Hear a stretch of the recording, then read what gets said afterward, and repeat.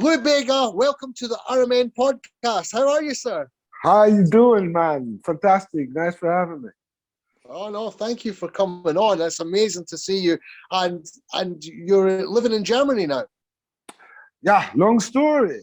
It's a very long story. My mom came from southern Italy by the end of the 60s, beginning of the 70s, to Bavaria, southern Germany.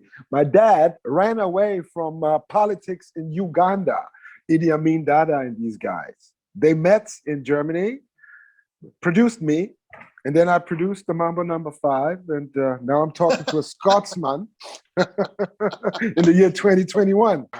Amazing. Amazing. So how did you? How's things for you been? I mean, a lot of the artists that I speak to, Lou. Mm-hmm. I mean, we've had some fabulous guests on here, Mm-hmm. and we've discussed all about basically the challenges that they've had with going through this pandemic as an artist. I mean, how's that? Has it made you had problems or any issues, or has it been a case of you became more creative and you're maybe writing in the studio, or how have you been through this time? Why? Right in the middle of it, right in the middle of this process. So come back in maybe 2 years and I can give you a very deep answer, when I've completely reflected upon myself. But for now, I would say, yes, it made me go back into the 90s. That's why I've chosen the most profane, simple song maybe that was ever created in the 90s. And I really wanted it. Besides Mambo #5, the most profane and deep song is the Macarena, because it speaks of what the 90s were about, hedonism, absolute hedonism, right?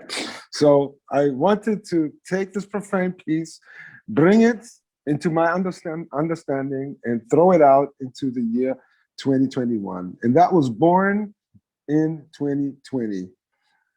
I received the first understanding that our lives would change for good in mid-January 2020. And I had just a deep, not understanding, because it's not about understanding, just a deep knowledge that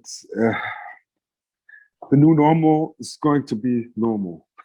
Let's put it that way, so that there's no going back to what we've perceived as the good life that we lived for such a long time. So the joy that I felt in the 90s, and I was born in 75. I was 15 when the 90s began, and I was 25 when it ended. And for me personally, 99 was the crassest year of all of them. It changed my whole life, the life of my family, of future generations in my family. Absolutely, completely. The young brown guy from Germany, that all of a sudden he was a Grammy nominee and only beaten by Sting, right? Then playing for the King of Morocco, who picked him up in 99 with his Royal airline from Sopot, from the Jazz Festival in Poland, to then just jump onto the Concorde to fly to New York, to have breakfast there with my record company spokespeople. Don King says hi, the box manager. Mike Tyson invites you to his gym to train with him a little bit. He chuckles you in your ribs and says, "Never forget your sit-ups, Louis." Really, I'm not joking. This is insane if I really think about it. And the interesting thing is, my friend, is that 22 years ago, I couldn't see it. I couldn't enjoy all these little nippy stories that I just told you, because I was right in it. I was functioning. I couldn't really enjoy any second of it. I was functioning.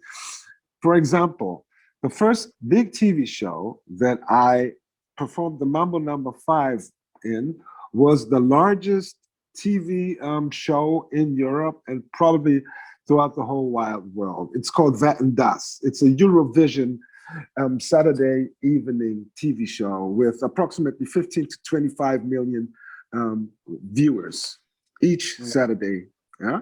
So when you wanted to break a song, you had to be on there. The only musicians that went there were international superstars. And now imagine this young dude, David Lubega Balemezi, in 1999, performed Mambo Number 5 not only once, but he gave an encore a second time, a repeat performance, because the audience there in Spain didn't let me go.